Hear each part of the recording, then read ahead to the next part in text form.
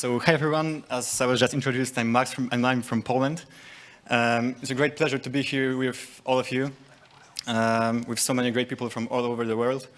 We want to help each other to develop ourselves and help our societies be more useful for our societies. And I'm sure that great speakers who are with us today will help us with these tasks. In Poland, we started recently with 2 personal project courses last year, and they attracted many young people, especially in their late 20s and early 30s. And this year, the course will be organized in 2 cities, Warsaw and Poznań. But in the next year, we're planning to expand in the whole territory of Poland, even as much as 5 biggest cities in our country. We'll focus on younger people, the ones who recently graduated from universities, and develop the program on and on. Family enrichment in Poland is called Akademia Familijna, and it organizes around 30 courses each year, in which around 500 couples take part and learn how to be better spouses and parents. But finally, let's come back from Poland to London and welcome Mrs. Bennett, our first speaker.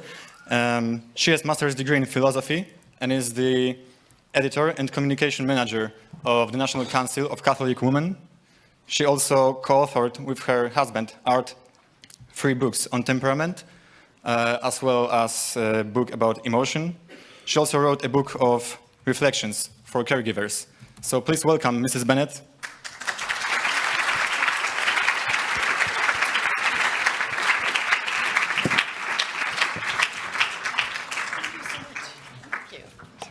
Thank you.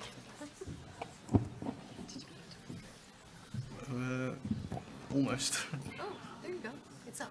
Ah, there you go. Awesome. And which one do I hit to go next? Next. Next. Okay. Got it. Thank And you. if that doesn't work, you press that. Okay, thank you. Thank you. Oops, sorry. I'm not Mrs. Bennett, I'm Mr. Bennett. I want to get that straightened out right away. Very good. We want to give away a book first. That's what we do. So let's see. Is anybody here? I assume you guys are not married, right? Some of you might be married. You might have snuck in. It happens. Is anybody engaged? Is anyone engaged? Raise your hand if you're engaged. Okay. Is anybody? Is anybody on their honeymoon right now? You should put your hand down if you are. That's too bad. All right. Okay. So you're engaged. Is anybody else engaged? These guys are the only ones engaged. You're back there. These are engaged too. Oh, okay. Who's going to get married in the next 3 months? You are? Are you going to get married in the next 3 months? Or are you fooling? Oh, you're fooling. Okay, that's okay. It's okay to fool around on this thing. Who's going to get married in the next 4 months? 5 months? 6 months? 6 months. Then we're going to give you the book. How's that?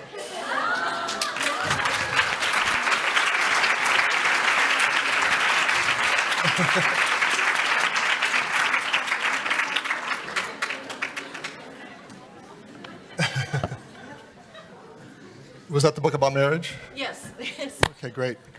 All right, also, we want to thank Max for introducing us. That's great. Pablo also for helping us out and introducing us, and Ian Kemp as well, your father, and then also Jose Davila. He picked us up at the airport and gave us the very interesting 2-hour trip on the metro, which we would have, if Lorraine and I had done it ourselves, we'd still be at the airport. So I appreciate that. You know, we're honored to be here. The first World Congress for Personal Project here in London, and we're also honored, we're also humbled. This is a big event, so we'll do our best here, but we're also very grateful for the opportunity to share. We're going to talk about the temperaments, which we see as God-given gifts, and our hope is that you'll have an appreciation for your temperament and also the temperaments of those you know, and maybe some insights along the way about how the temperaments are helpful in working on one-to-one, as the introductory speakers talked about, how important that is. Now, we're not going to put you in a box. We're going to talk about your temperament, but not put you in a box. But we're going to give you tools for your toolbox, and you can be the judge if you find these tools helpful or not in your relationships. We believe that our primary, vacation. Our primary vocation, of course, would be London. But our primary vocation, whether we're married or single, young or old, And every stage of life, at each day of life, is the vocation to love. And the way we're called to love, at least by Christ, is the following. He said, I give you a new commandment, a brand new commandment, that you love one another just as I have loved you. You should also love one another. It's the only new commandment he gave, was the commandment to love. More specifically, no one has greater love than this, to lay down one's life for one's friend. So to be loving, we must be radically appreciative, but also we must be willing to make sacrifices for love. When we understand temperament better, it helps us to understand our friends and our enemies, I suppose, too, our family members, co-workers, because you learn how people tend to react. The temperaments are not your whole personality, it's just a small part of your personality, but a significant part. But it's how you tend to react in certain situations. If you know that about yourself and about your colleagues, the people you love or want to work with, then you have a better idea about how to communicate with them based on their temperament. We become more understanding and also more forgiving because in a certain respect, temperament is seen as kind of how we're hardwired. We see this as gifts from God to kind of get the process of living a life started. And when you understand that the temperament is hardwired, not determined, doesn't determine us, we are free. We're free to respond how we want. But we understand that it's a little bit hardwired. It's easier to forgive. Like people aren't being a certain way just to annoy you, which is tempting. But they're being a certain way because that's kind of the way they are, and we can work with that and around it. We understand temperament. We also understand how to lay down our lives a little bit and make the sacrifices. So if I know someone's temperament, I can make some changes myself so that we can become closer. Because I know them and I know myself, temperaments are helpful with that. So what is a temperament? It's not our personality. I want to highlight that because that's a common misunderstanding. Because our personality is so much more rich, so much going on to try to determine our personality. It would be our culture, our education, our family, our birth order, maybe that would be another one. And the free choices we make and the repercussions from the free choices that we make. All that makes up a rich personality, and we're always trying to enrich our personalities by the choices we make. But temperament is a key part of that. It's that part which shows my leaning, my tendency, how I'll react to different situations. I'll give you some examples. Some of us will react quickly or slowly to the very same stimuli. Some of us will be very intense when we react to something, and others of us might be a little more laissez-faire and just kind of moderately interested.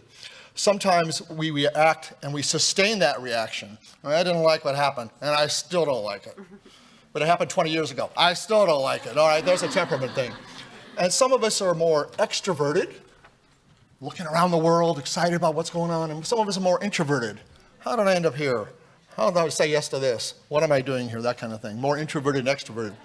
Some of us react more sociably, and some of us react more impulsively. Some of us react with patience, and some of us react demandingly, okay? So we use the temperament, we use the old terms, we're old school. In this crowd, we're really old school. Yeah. We're old school. We use the terms that go back to Hippocrates, the choleric, phlegmatic, sanguine, and melancholic. Modern psychologists might use other terms, but it's a basic thing, how you tend to react. So ideally, if we do a good job, you'll get insights into your natural strengths and weaknesses. You'll see which virtues come easy to you. Every temperament has some virtues that are easy and some that are much harder. And also some communication techniques. So by knowing your temperament, and like knowing Lorraine's temperament, which I do very well, yes, it helps us communicate. So now I'd like to introduce the real Mrs. Bennett, my wife, Lorraine. Okay, thank you. Thank you, Art. Well, so I have a confession to make. Before I learned about temperament, I used to think that my husband, Art, was just like me, only bad. But then I discovered the concept of temperament, and I learned that some of these peculiar things that he would do, he was not doing them on purpose to annoy or harass me. It turned out that it was the way he's hardwired through his temperament. So for example, if he reacted slowly, instead of me getting upset about him being slow to react, I know this is part of his temperament. So back when we were first married, you know, I'd say he'd come home from work and I'd be like, okay, what are we gonna do tonight? Oh, I have an idea. Let's go out to dinner. No, wait, let's go to a movie. That would be great. Oh, how about, or would you rather do a picnic? And Art's like, oh wait, I know. Let's go to a movie and let's go out to dinner. Let's do both. What do you think about that? What do you want to do? Why aren't you answering me? I mean, don't you want to do anything? Oh, great. Now are you mad at me? So then I discovered temperament.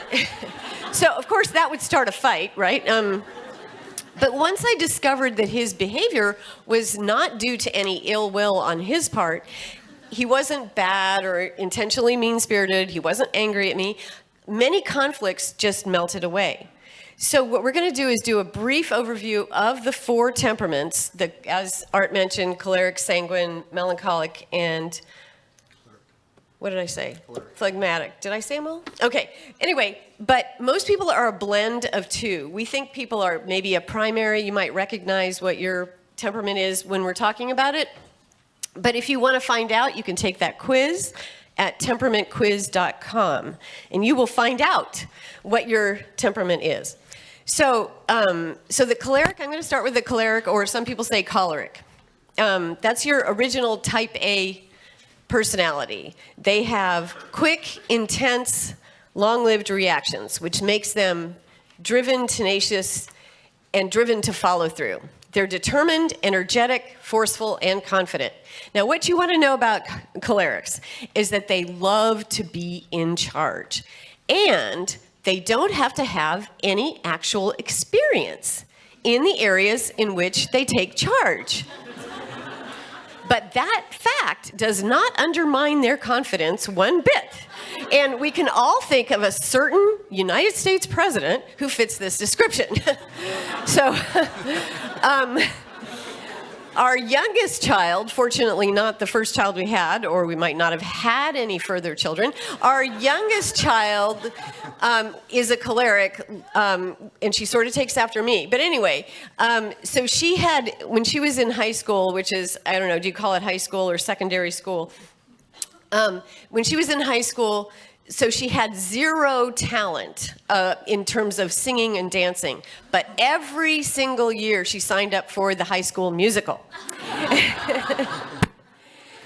Cholerics are fiercely independent, self-motivated, and strong-willed. They're sometimes accused of rolling over people once they've set a plan in motion, of being stubborn, opinionated, competitive, argumentative. Now, those of you out there who are cholerics, you'll know who you are because you will say, oh, why, thank you for the compliment. So our youngest child, Lucy, oh, by the way, she allows us to use her name in presentations, and in fact, she demands it. So our youngest child was helping me with the temperament test, which is in the kid book. So we have a book on temperament God gave your kids for that point in time when you eventually have kids. And so she was helping us. We have it divided up into, we had lists of strengths and weaknesses. And so Lucy is looking over the strengths and the weaknesses of the choleric temperament. She already knows that that's what she is. And she looks at it and she goes, wait, I don't understand this one point here. Why is always right listed as a weakness? In her mind, it was a strength, because she's always right. Now, if you'll know you have a choleric friend or coworker, because if you have a choleric friend or coworker, you'll know which ones they are, because they're the ones who are always arguing and debating everything you say. Now, cholerics also can be diverted into an argument or a debate at the drop of a hat, and also they do not need to know anything about what they're talking about either. So we like to say that St. Paul was probably a choleric. And I've got some quotes from the Bible here. So in Scripture, it says, when in Athens, Paul grew exasperated by all the idols. Quote, so he debated in the synagogue with the Jews and the worshipers, and daily in the public square with whoever happened to be there. Paul even disagreed openly with Peter, the first pope. I opposed him to his face because he clearly was wrong. In Acts, it says about Paul that he even addressed the Greek-speaking Jews and debated with them. They, for their part, responded by trying to kill him. And cholerics sometimes provoke that kind of response. So if you're a choleric yourself, be aware that virtues that will be most challenging, yet necessary, will be humility, patience, empathy, and docility. We recommend that you learn to listen, to have empathy, to turn the other cheek when necessary. And if you're a choleric, a good communication skill that we've discovered, and actually Art introduced me to this communication skill, because otherwise I wouldn't have this skill. I would just say, just everybody listen to me, you know? But anyway, a good communication skill is called being open to influence. Being open to influence requires humility, and humility is a virtue that doesn't come easily to cholerics. But that means we need to practice it all the more. Even when we don't agree with what the other person is saying and we know we're right, we're like, that is the stupidest thing. We don't say that. Instead, we listen. We have to learn to listen respectfully and to try to understand the other point of view and to foster a culture of appreciation, which includes respecting the other person's thoughts and feelings. And this really helps all our relationships and eventually marriages when you get married. So to give an example, a few years ago, out of the blue, Art comes home and he says, you know what? I think I want to do this thing. Okay, I heard about this thing where you get dropped from a helicopter on the top of a snowy mountain range, and all you have is your backpack and your compass, and then you have to like navigate your way back to civilization. And I, the supportive wife that I am, said, that is the craziest idea you have ever had. Now, knowing Art, you would know that I was right. However, the problem is that I completely shut down the communication. Yes, in fact, the last time we went camping, it was, maybe 10 years ago. Last time we went camping, we couldn't get the coffee to percolate on the campfire. So we left the kids in the tent and we drove to the nearest Starbucks to get our coffee. So clearly, you know that I was right. However, what I should have said and what any choleric out there should say when you get into a situation like that is you go, well, tell me more about that. This doesn't mean that you have to agree with them. When he said he wanted to get dropped from a helicopter onto a snowy mountain range, I should have said, well, tell me more about that. Tell me, why is this important to you? Is this a dream you've had all your life, So these are ways you open up conversation and you don't shut down communication. Now, cholerics can be prideful and impatient with others, even our closest friends, and we're always measuring productivity, and we're always like, look what I did. We like to have a lot of, compliments on all the many things we did. We like to think of ourselves as the most productive people ever. But underneath all this kind of bravado and activity, maybe there lurks a little fear that if we're not productive, that we're not going to be loved or worthy of love. And that's where, when we turn ourselves over to Christ, I think we allow him to work in us and say, you know what? You are worthy because you're a human being. And then when we realize that, us cholerics, we also become simultaneously more empathic and understanding and open to others and to realizing what all the other temperaments also have to give and to contribute to the world, to the society, and to the team. So next, Art is going to speak about the exact opposite temperament, the phlegmatic. Now, cholerics always like to say, if it was up to phlegmatics, we would still be living in caves. But he'll explain. That's a very generous introduction. Now, we've only been giving this talk about 15 years. It's just a wild coincidence that we always start with the choleric. I don't know why that is. I've learned I have to give a lot of room for the choleric behavior, let it kind of do its thing, you know, and then it settles down, and okay.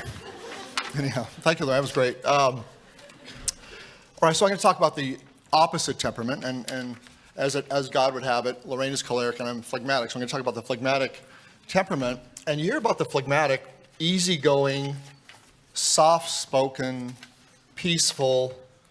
Everyone likes to be around a phlegmatic because, and I told you I was phlegmatic, right? Yeah. After that intro, I got to get my stock up a little bit, you know what I mean? All right, so where the choleric reacts quickly and intensely, those are the two gears always, quick, intense. The phlegmatic responds more slowly, though we would call it deliberately. We sometimes like to think about things before we say something, ideally. This makes us seem, overall, we're more calm, even-keeled, and kind of not wild about conflict. Like whenever Lorraine and I first meet a couple, she always likes to start off with either religion or politics, just right out of the gate, just to make everybody but her uncomfortable, I always thought. You know, so excuse me, I'm gonna crawl under the table. In 10, 15 minutes, I'll resurface and see if this is still going on. So this was a stress in our marriage because of her proclivity to be intense like all the time when we didn't, and I'm looking for the opposite. So once I discovered the temperaments, the phlegmatic temperament likes peace. And what's wrong with peace? We like peace, right? We don't have to win every argument, win every battle, win every war, cause the wars. We just want to kind of get along. So, in this regard, we were 180. So finding the temperaments was very helpful for us because we were kind of sometimes walking at odds with things like that. Now, we sometimes say, so as I've gathered most of you someday would like to get married, I'm going to talk about the phlegmatic, and please keep having children until you have at least one phlegmatic. Yeah. Because this is the one temperament that'll do what you say. And as a parent, when you go like this as a parent, you want some little phlegmatic going, okay. The other three, you got to actually motivate them. Okay. All right. So the key to the phlegmatic is a peacemaker. What can I do or how can I react to have peace here? That's the number one goal, all things being equal, for phlegmatic. And that's okay, that's great. I mean, Christ promised peace and every politician promises peace. So there's nothing wrong with peace. The challenge for the phlegmatic is peace usually comes through conflict. You will kind of get a conflict, you work through it, and peace on the other end. And the temptation for the phlegmatic is to avoid conflict. Okay, so in terms of a virtue that a phlegmatic must learn, a phlegmatic must learn how, on occasion, strategically at right times, to get into the fray and get into the important point. That comes naturally to the cholerics. They're willing to box about anything, anytime. But if something has to be learned by the phlegmatic. I'll give you an example. Our son came home from school one day. He's phlegmatic. So he brought home the school newspaper and gave it to us. High school. High school? He was in high school? Yep. You didn't even have to ask to be corrected. Thank you, Lorraine. And so he brought it home, and we started looking at it. We noticed that there were going to be student body elections for the president of the student body. It's done at the high schools in the States, at least. Lorraine and I, said, well, maybe you could apply for that. Maybe you could actually win. You have the right grades. You're pretty popular. So he said, okay, I'll run. We suggest it. He does it. You'll love that. Okay, so he ran and he won. He became the student body president of this small school in Manassas, Virginia. So that was great. Then what happened? Then an endless stream of conflict. He won because he was popular, but to be a student, even a student body president, you have to make unpopular decisions all the time. Every time you decide on anything, somebody got upset and somebody was happy, and this was tremendous turmoil for him. Because whereas the choleric goes, people are mad at me, big deal. Too bad for them. This causes kind of mental torture for the phlegmatic. So what happened is he actually grew up. He grew up to be an adult, realizing that to reach his dreams and goals, that he would have to figure out a way how to endure conflict and things like that. So that's the challenge for the phlegmatic. Well, the choleric is always driven, always active. The phlegmatic sometimes would just rather relax. Now, the relaxation has its place. It really does.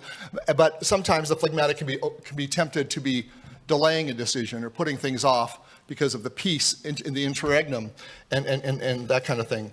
The choleric likes to be in charge. The phlegmatic usually just wants to be a team player.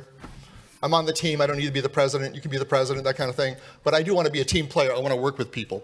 Choleric likes to stir things up. Phlegmatic likes to calm things down. So there's much more of an emphasis on the phlegmatic of fitting in. Now that's overall a virtue. If you've ever been on a team, you'll love the teammate that thinks team first, not me first, and is willing to make sacrifices for the team. So all these are great blessings, great virtues. Again, though, at some point, the phlegmatic usually has a call to conscience of, I have to say something unpopular here. I have to take a tough stand here because of my passions in life and my desires in life. And that's where you want to, if you are a phlegmatic, you read the literature and the books that promote that, or we have friends, you say, please call me out if I'm being too wishy-washy because this is important. So that's really important. They sometimes will let others take the lead when really they should take the lead. They got the most skills, they got the most talent. When they can overcome that, that's important. Now, if you have a phlegmatic, you guys don't have phlegmatic spouses yet, but chances are you'll have a phlegmatic spouse because when you propose, the phlegmatic will probably say yes. That's great. Okay, sounds good to me. It's very tempting to nag the phlegmatic because they don't move as fast. You can imagine like Laraine, the way she lives her life and getting stuck with me. So, but it's a temptation. But the problem with that technique, very popular but very unsuccessful, is unlike the cholerics have a lot of natural self-confidence, as Laraine correctly stated, even when they don't know what they're talking about, right? And the phlegmatic is probably, of all the 4 temperaments we'll talk about, the one with the least natural self-confidence.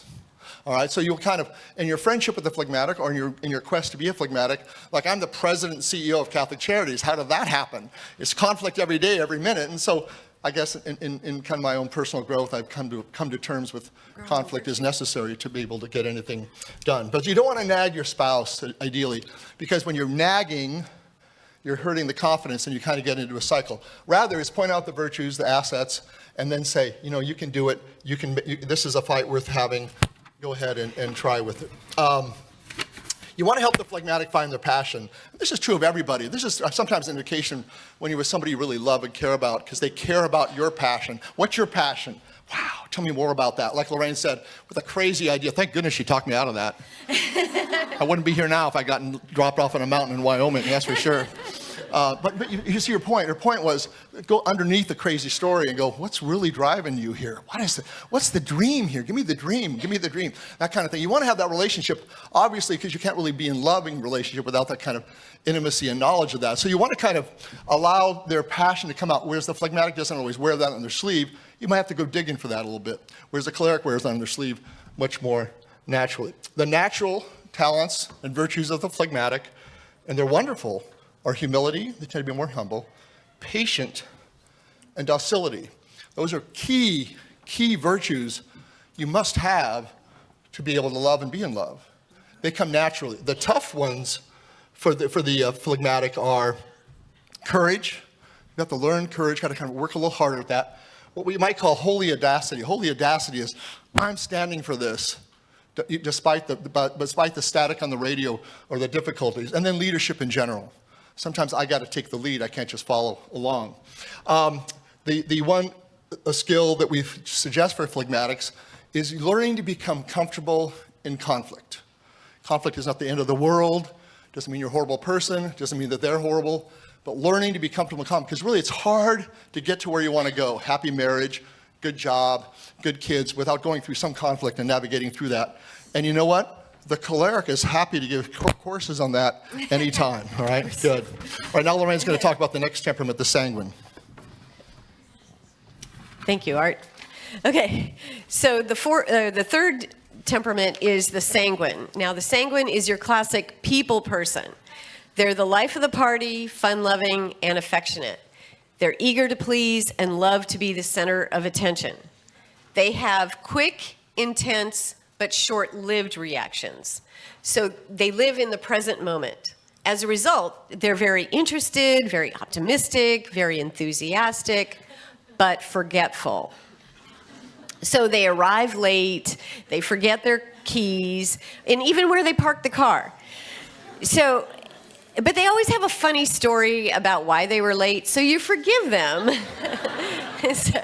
The most extroverted temperament is the sanguine. They're sociable, spontaneous, and easily distracted. They're like butterflies that flit from flower to flower, from one interest to another.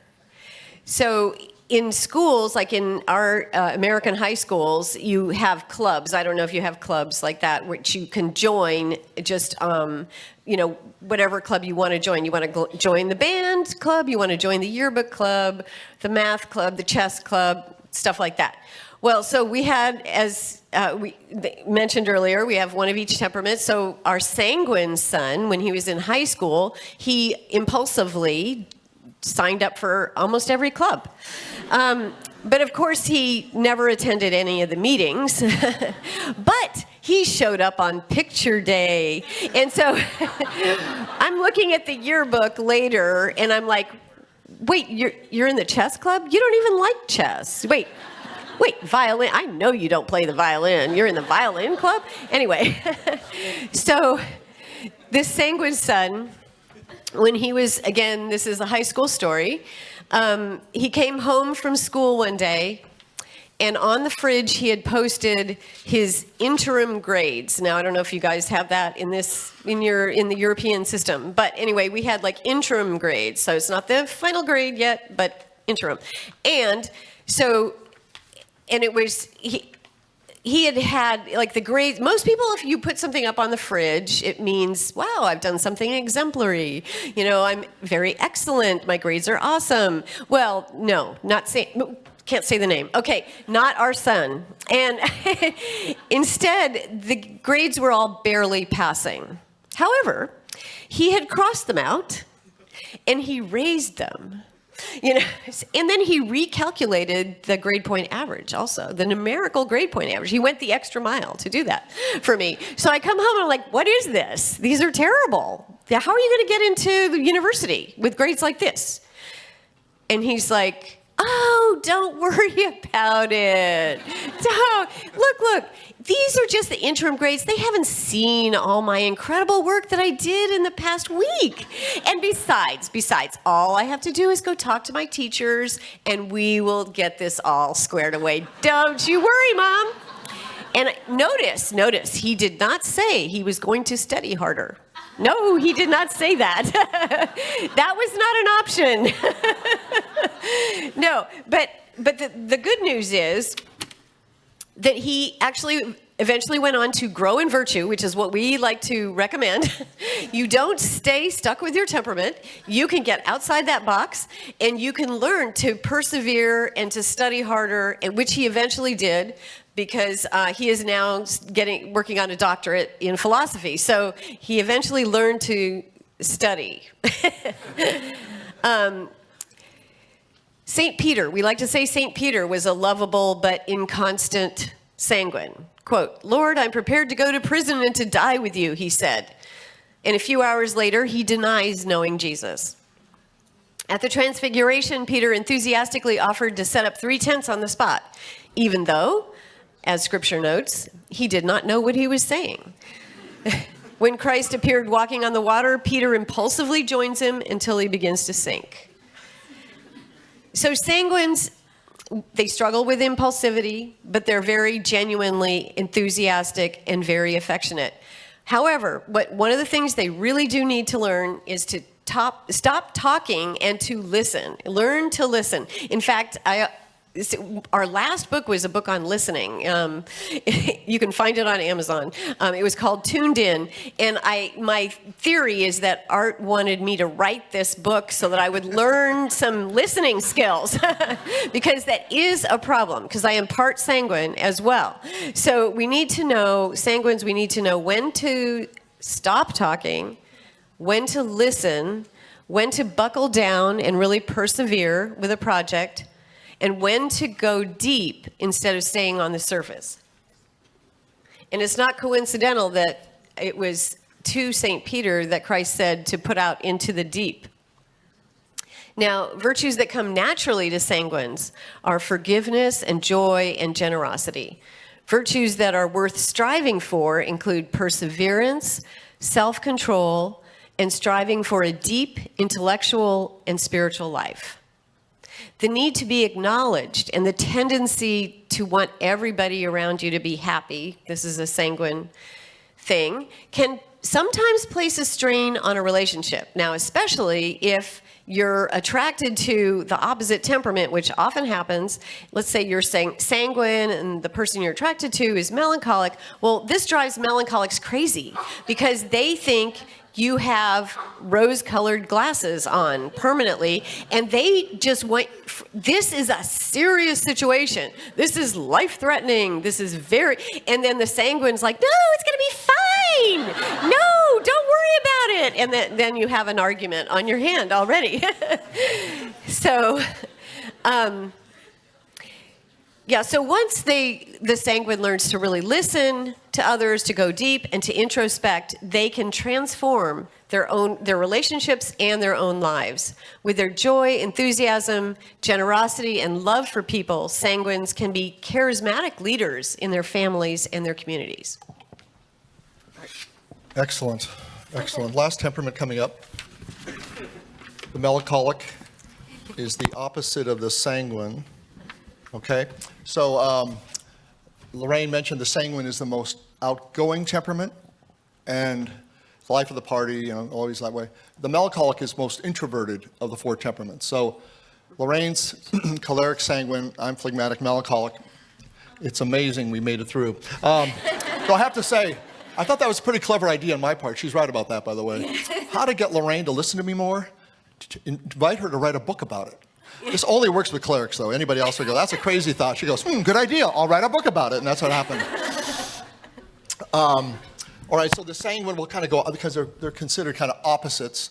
And in our view, most people, like Laraine said, have a primary temperament and a secondary temperament, if you kind of go that way. But anyhow, so this would be opposite of the sanguine. Sanguine is optimistic, outgoing, raise the eyebrows, enthusiastic about things. The melancholic is more cautious, somewhat pessimistic, though we melancholics don't call ourselves pessimistic, we call ourselves realistic. We see how it really is. I don't know what fantasy island you're living on, and tend to be more serious, okay? Life is serious. We can't be fooling around all the time. Sanguine reacts quickly. That sounds good to me. Let's do it. The melancholic, if you force, sometimes I work a lot with therapists, and therapists tend to always be melancholic. It's funny. Their job is to actually make other people happier, and they're the most miserable people you know. But anyhow, so when you come up with a new idea with the melancholics and try to sell a new idea with the melancholics, if you force them into an immediate response, it's going to be no, because they don't like to be forced into a quick response. They're not big believers in the quick response. Right? I like to think things through. I like to read the research and go. So when I talk to melancholics, I usually go, listen, I'm going to make a proposal here. Don't make a decision yet.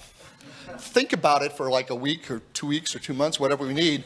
Think about it. And then when you generally get after the end of that, it's probably a more sincere reaction. But if you force them and compel them to be on the spot right now, they generally just kind of opt out. So it's good to know. And on the other hand, if you are melancholic and you feel that tension, sometimes you just want to say, give me time. I want you to let me think about that for a day or an hour.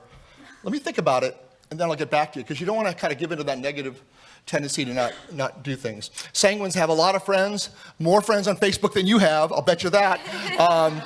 If the melancholic has 2 or 3 good friends, that's enough. The search is over. The sanguine likes to talk, and the melancholic actually likes to listen. They like to read.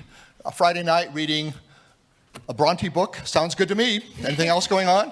No, actually not. Okay, the sanguine can be emotionally volatile and soon forget. Oh yeah, I was mad yesterday, but that was yesterday. No hard feelings. Come on, we're still buddies, I guess. Okay, whatever. And but the melancholic is still keeping score. It's still keeping score. I mean, you know, that bruised a little bit. I want to mull on it for another 6 months or so.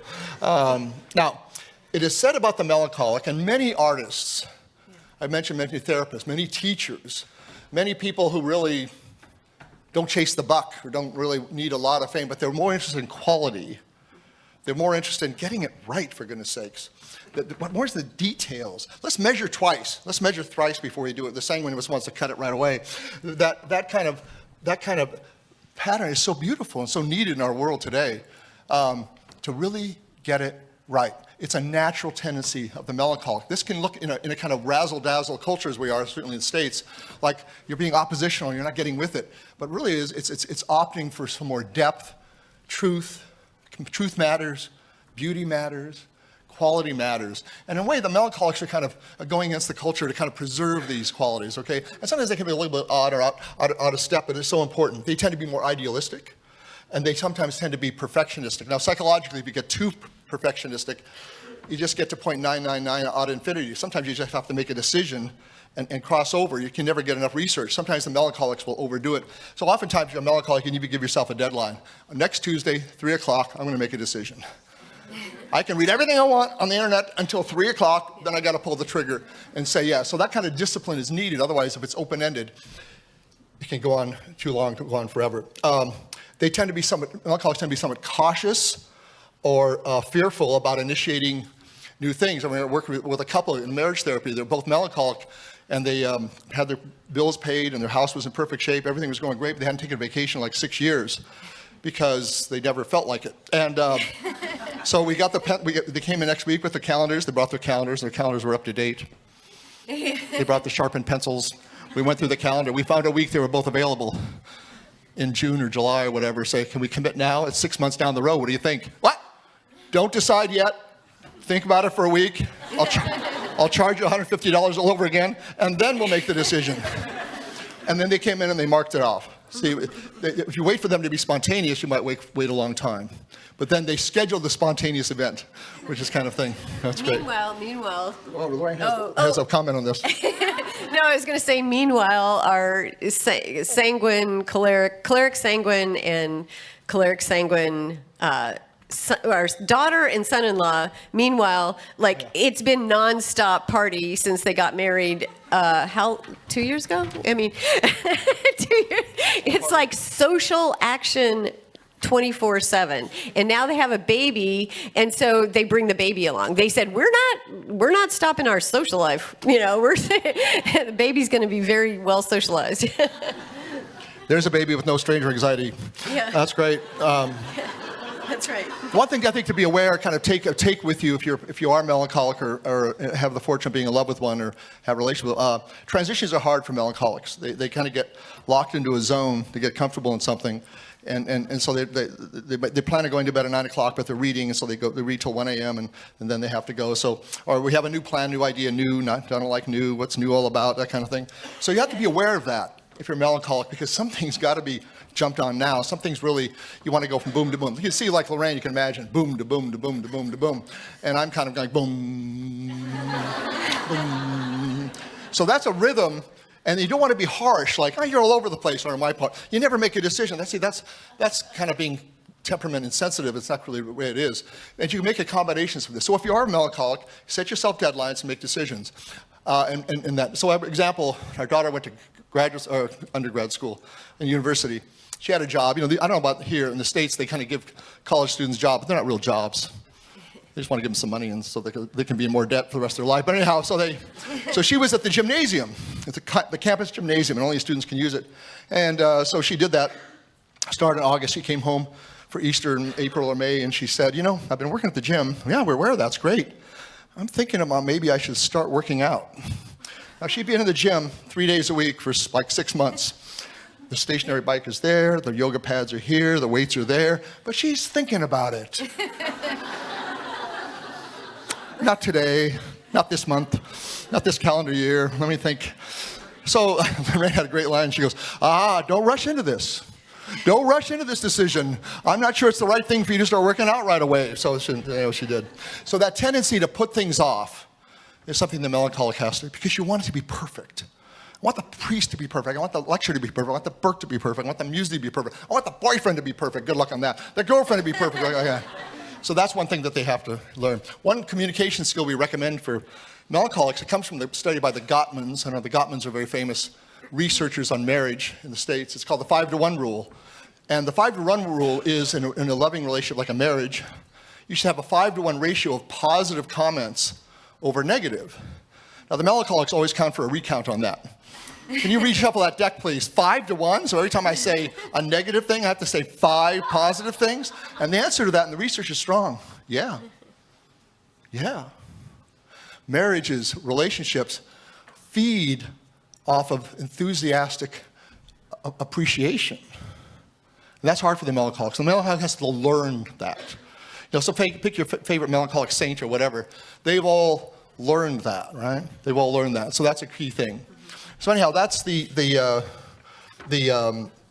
melancholic. Just to kind of summarize what we're going through here, the temperaments are not to put you in a box. In fact, you heard Laraine say it really well. You know your temperament, and you want to accept that as a God-given gift, whatever your temperament is. Then you want to move out through the virtues to the other temperaments. And when that happens, when a person understands their temperament and then acquires the virtues to expand widen their things. So when the melancholic forces themselves, learns how to be a little more spontaneous and enthusiastic. And you can raise your eyebrows. Sometimes as melancholic, you have to practice this. Okay? It can be done. When the sanguine and the choleric listens, just listens. It's powerful. So again, you accept the temperament God gave you, and then through virtues, expand and grow. And just a kind of closing comment here. St. Paul, we like to close with St. Paul these days. He said there are different kinds of gifts, but the same Spirit distributes them. And here we're going to kind of go off his text. Some are choleric, some are phlegmatic, some sanguine, some melancholic. So don't say, why can't I be more sanguine? Why can't I be more choleric? But instead, eagerly desire the greater gifts. And what are the greater gifts? And over all of these, the greatest gift is love. It isn't that what ultimately changes the world for the better. Thank you very much. God bless you guys. So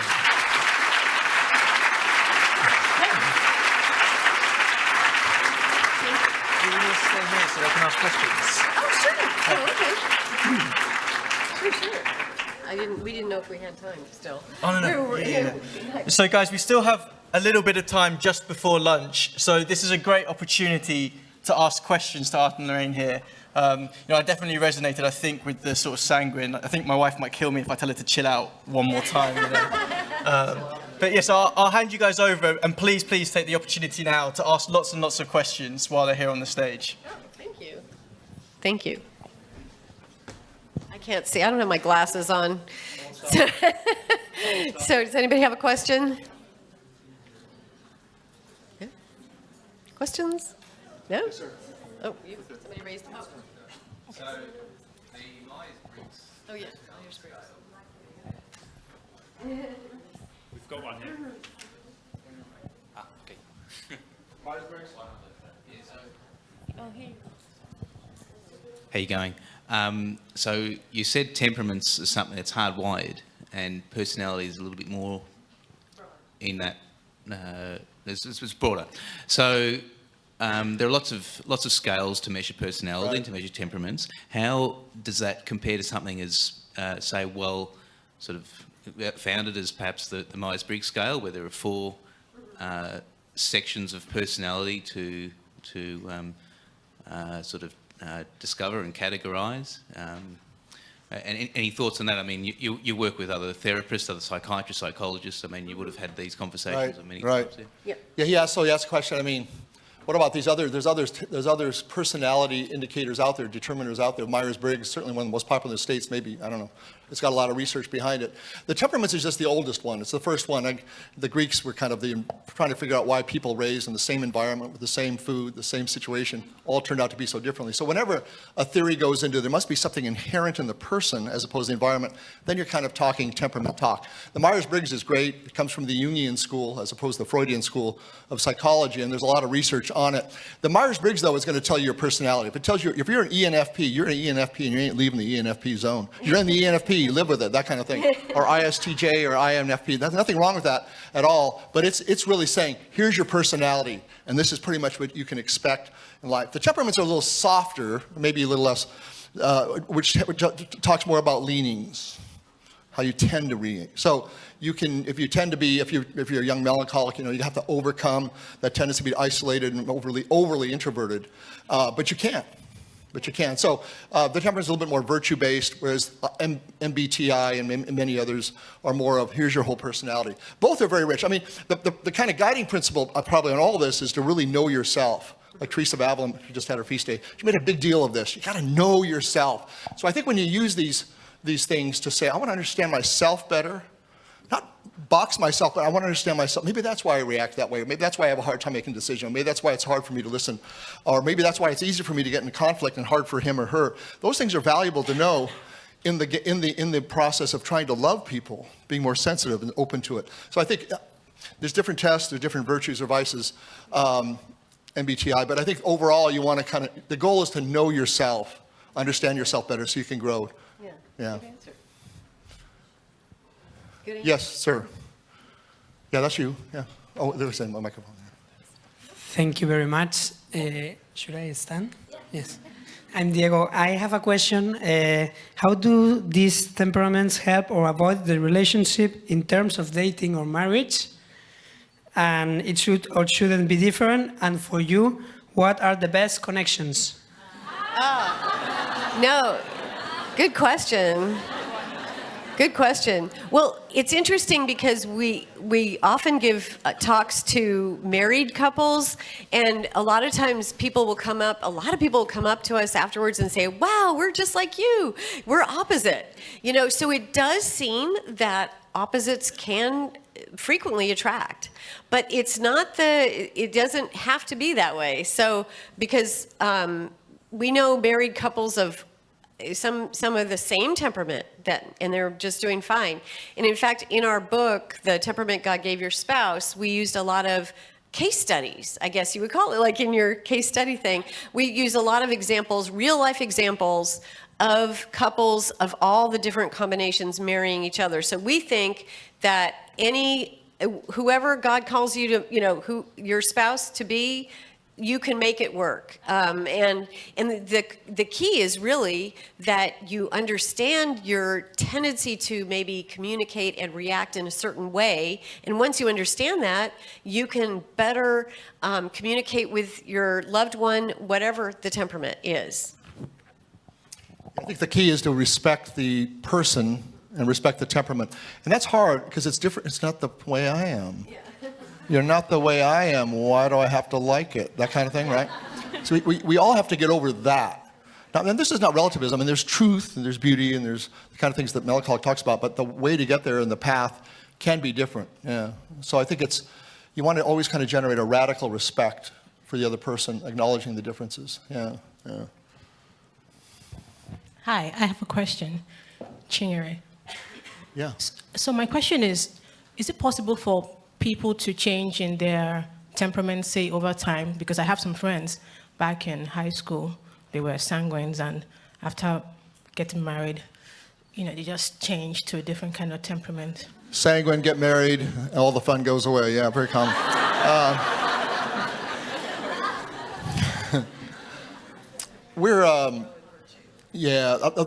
The thing about knowing the temperament, you want to know your temperament. We kind of suggest you settle in with your temperament, accept it, what it is, but you grow in virtue. So we like to put the dynamism in. I want to acquire more virtues. So I accept that I'm a phlegmatic melancholic, don't like conflict. I probably never will like conflict, but now I'm not terrified of it. I know steps to take. I can work through it. I mean, I get it every day, kind of like my son. And whereas Laraine can kind of, have a debate or an argument and just, boom, she can be knocked out and happy with a big smile on her face. That'll always be different about us, right?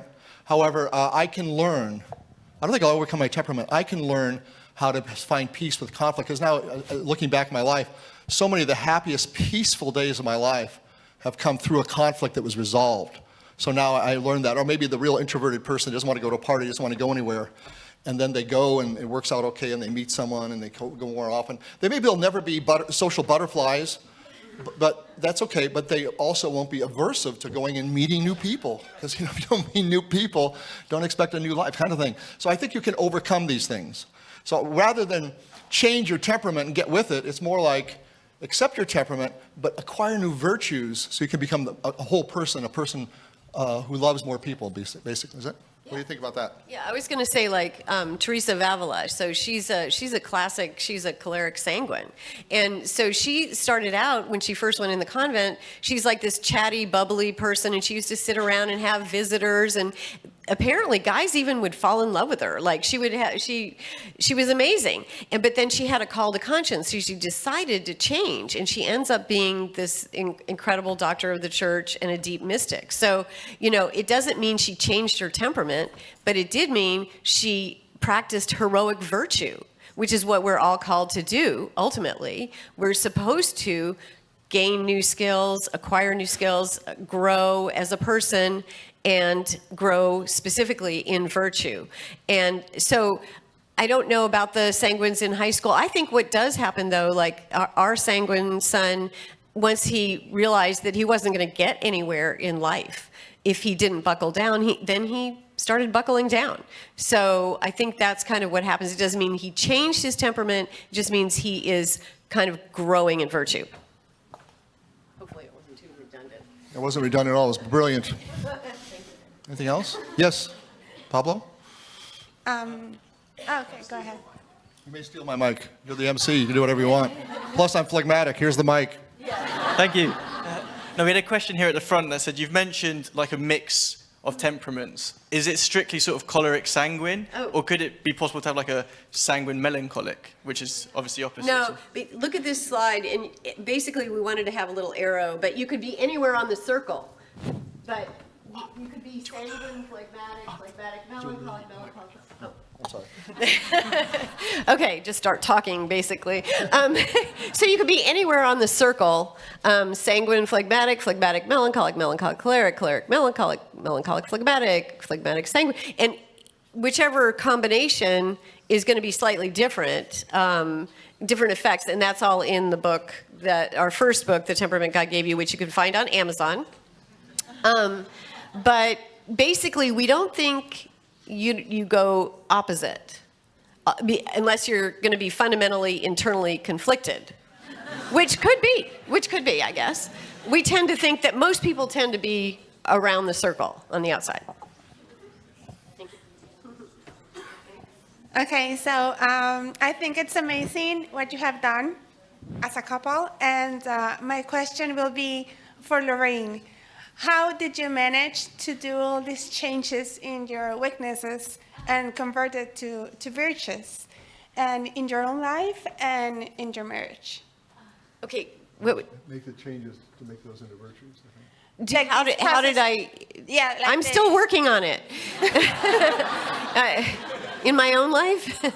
Yeah, you mean I mean like as a person and in your relationships. Yeah. And in your marriage, how do you did this process in which I mean I don't know, like to grow in listening virtue. more and be more like open to Right. opinions and everything. I mean, I think that is like a challenge, right? So. Oh, it is definitely a challenge. Yeah, so I'm still working on it. So, yeah, just like it's amazing. I was just telling Art the other day, I said, here we've written all these books, and we've been talking about temperaments for how many years? 15? 15 years. And the other day at work, somebody told me, she goes, Laraine, you got to stop being so argumentative. And I'm like, darn, I thought I'd worked on that, It was like, I really thought I was being argumentative. I thought I was really trying hard. It's very, I think it's a constant process. It's, we just have to keep on every day, practicing these virtues. We have to have a deep spiritual life and pray about it. That's a big part of it. So I think that would help. I remember one time one of our teenagers had a problem, and when teenagers have a problem, and you're the parent, you almost always know the answer. Yeah. Because it's some knucklehead thing they're just wrapped around the axle lap, because they're less mature, and they're kind of have one step in adulthood. So I remember one of our kids was talking to Laraine. I can't remember what the issue was, but it was clearly, there was a very simple answer to this. But I watched her, and she didn't say it. She just sit and listen and goes, wow, that's really tough. You're really kind of wrapped around the axle. It must be causing a lot of pain. It must be really hurting you. Now, I know Laraine well enough. I mean, you could see her jaw going. She had a million things she wanted to say. And she knew the answer to that. But I thought it was one of those loving things, because she zipped it to kind of be with our kids so our kid could work through it. You know what I'm saying? It was a beautiful moment. And so I think that happens. The other thing, too, when you go outside your temperament, not always, and you make a new intervention like the sanguine gets really organized or the melancholic gets a little bit bold, it's striking. It's like people are like, whoa. And sometimes the power of that, or sometimes the positive effect of it, encourages you to be more expansive of your personality and not just get stuck. You know, and also when you're in love, like Laraine said earlier, you do have to make these little sacrifices. So a sacrifice for her was to keep her mouth closed while the 15-year-old is telling you about some problem that we or she you guys could all solve in like 30 seconds. But you just keep your mouth shut and just let them struggle through it so they can grow. So it's out of love, really. The way you make these sacrifices of yourself out of love, and you go into areas that you're not so comfortable with because you want to help yourself grow or somebody else grow. Does that make sense? I hope that. Okay. That's good. Anything else? One here. Yes.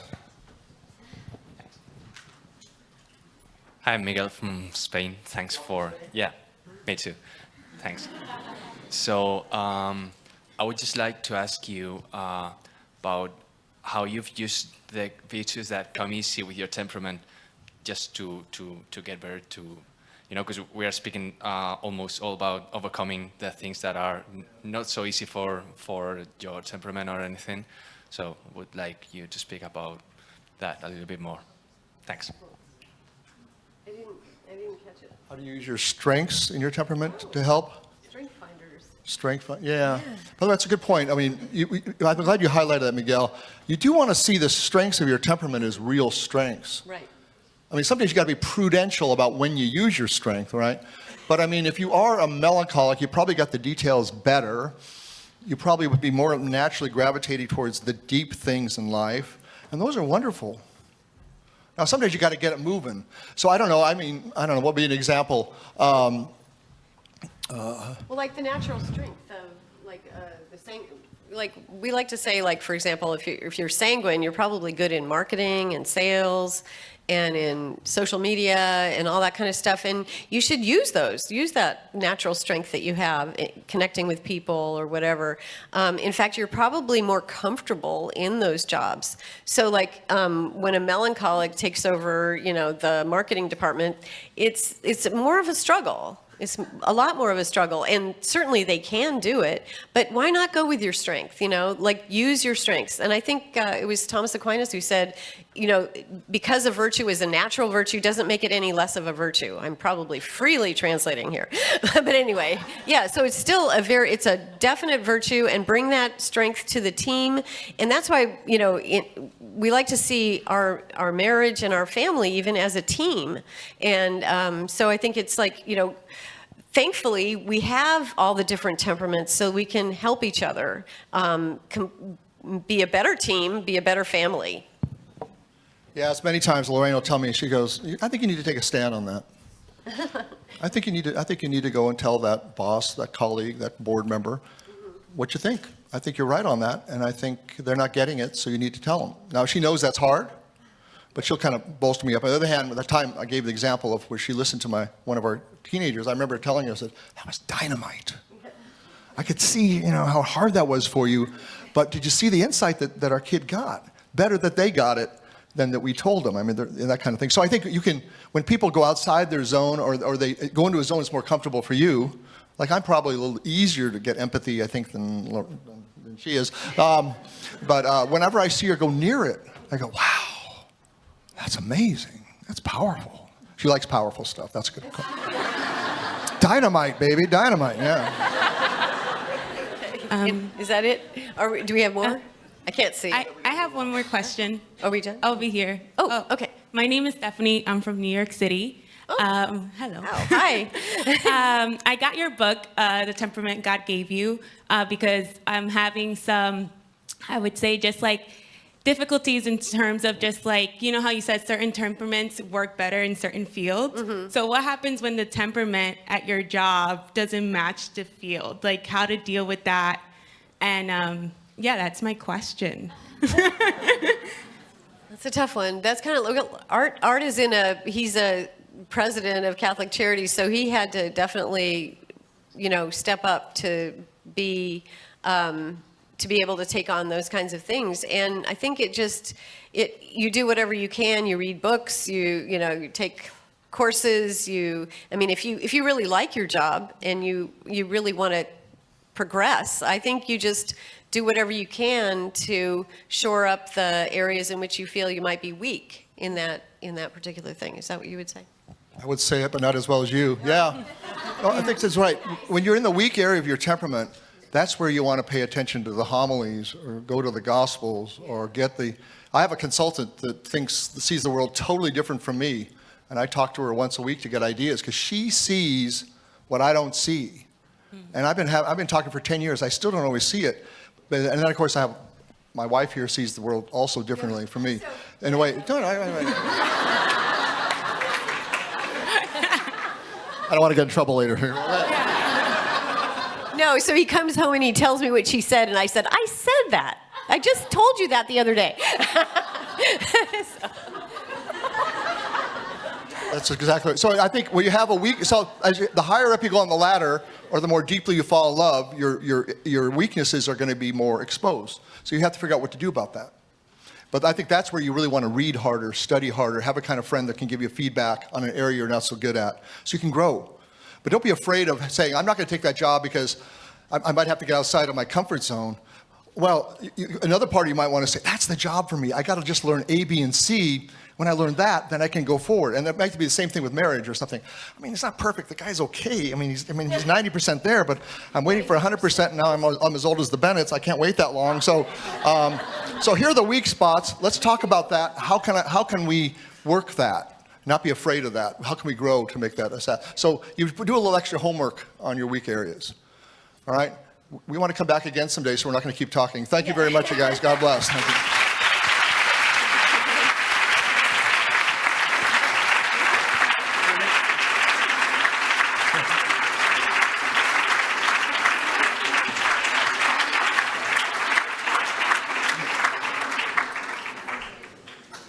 Thank you very much, Art and Laraine.